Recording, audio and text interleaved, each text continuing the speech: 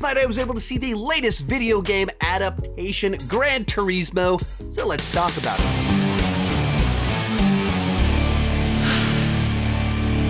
Hi, my name is Sean, and I love to talk about movies and TV way too much. With that in mind, go ahead and join me down below in the comments section. Let me know, what did you think about Gran Turismo, and what is your experience with the game or racing simulator Gran Turismo? Now, I was supposed to see this movie a couple weeks back, but they ended up delaying the release of the film due to the actors' strike and actors not being able to promote the film. And therefore, the way it played out, a bunch of other people were able to see the film quite a bit before me, including a lot of fans. And I've really been surprised by the reactions to the film because I have not heard anyone give a negative review of this film, from my critic friends to fans who have DM'd me, little comments on Twitter. Everything has been positive, but its Rotten Tomatoes score was at 59% as of last night. And there was just such a gigantic gap between everyone I have interacted with and where the official Rotten Tomatoes score was at.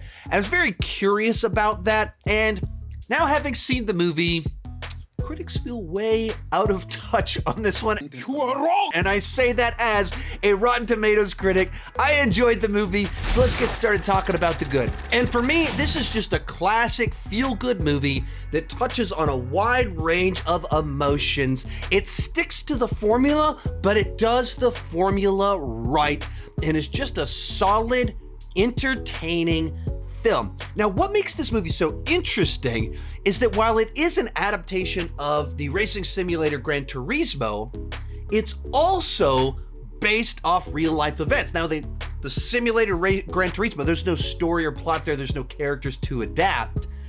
And so what they did is they took a real-life event about someone who played the game Gran Turismo and through that became an actual real-life racer and told his story. So the simulator, the game Gran Turismo, is in the movie itself. And so it's just such a fascinating way to take something that's been done many times before, video game adaptation, and something that's also been done many times before, a racing movie, a true life story, and just does something that feels like, oh, I've never seen something like that before. I've never seen that done in that way before. And even as I said before, that it is very much a movie that sticks to the race movie formula, the sports movie underdog formula. It does that, but when you're kind of combining in video games into real life and sports, it still finds that thing that's interesting and different that feels so distinctly 21st century. And this movie leans into tried and true underdog storytelling to have a story that gets you excited while you're watching the film. I saw it at a press screening. I was in a theater that was critics, and at the end of the movie, they started clapping and cheering. They don't normally do that at press screenings, but it's a movie that just kind of has that kind of spirit to it where you're just really rooting for the lead characters. You want them to be successful, and the movie just does a really good job from the beginning establishing what our lead character wants, what obstacles are in the way for him getting it, adds new obstacles all the way, develops each of these conflicts as it's going along, so you can have different types of victories and different types of emotional releases tied to his victories, his setbacks, everything all along the way, because it's a character we're invested in and we understand, and the conflicts are so clear. So you have all kinds of just the right emotional responses. Now, the lead actor in this, I don't think I've seen him in anything before, and his character isn't designed to be the flashiest character in the movie, but he does a really good job of kind of playing this kid that's always wanted to be a racer and has always been invested in video games. And so he's kind of in over his head. He's a little bit nervous and shy and kind of reserved. And then what the movie does very wisely is they surround him with David Harbour and Orlando Bloom.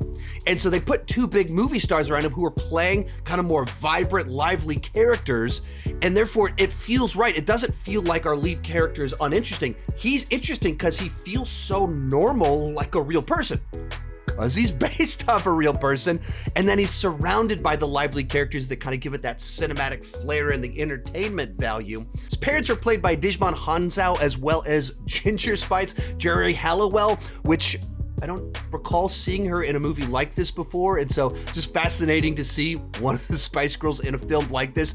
But what the film does, like I said earlier, what the movie does really well is kind of have these different layers to the journey that our lead character is on. As one of those is his relationship with his father that is filled with love and respect, but also very complicated at the exact same time.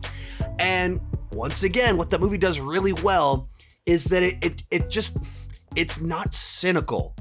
So as much as you're frustrated by choices that the parents might make and the way that they react to certain things, it doesn't handle any of it with a cynical vibe to it. It's done with sincerity, with the parents that care for their child. In particular, Djimon isn't in the film as much as I would have liked to have been in the film, but he gets some really powerful scenes in the film, just kind of showing how great of an actor he is and how much of a presence he can have even with a limited amount of screen time. Of course, it is a racing movie, and the movie is just packed with racing sequences where whether they're training, whether he's making his way through the circuit or in kind of the big races of the film, it just kind of has all kinds of thrilling, exciting racing sequences, finds a variety of ways to kind of incorporate the video game aspects into the racing sequences, and even trying to visualize the way a gamer would kind of process this, and just does several interesting things to kind of show the way that he perceives of what he's doing. And as I said before, because it does a good job with the characters, you're able to really care about the outcome of the races. We know what's at stake, a win, a loss. We know who's slighted who.